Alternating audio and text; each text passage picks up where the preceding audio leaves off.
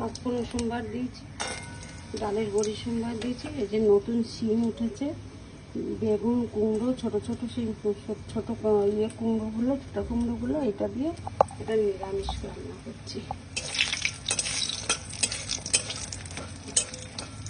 ডালের বড়িগুলো ভাজা হয়ে গেছে। এটা ছোটো একটা নিরামিষ তৈরি করবো এটা দিয়ে। আর এই নতুন শিম উঠেছে, খুব ভালো লাগে।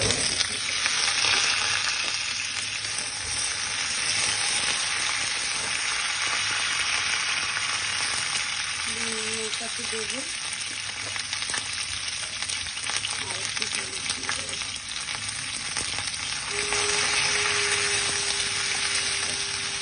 দেখো, শিম, কাঁচা কুমড়ো, আলু, পেঁপে, ডালের বড়ি দিয়ে কি সুন্দর একটা নিরামিষ তৈরি করেছে।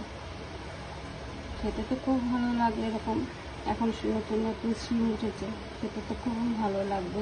একটু নিরামিষ করলে পরে ডালের বড়ি, পাঁচফোড়ন সম্বার, একটুখানি আদা সম্বার দিয়ে শুকনো লঙ্কা দিয়ে করলে পরে খুব ভালো লাগে খেতে।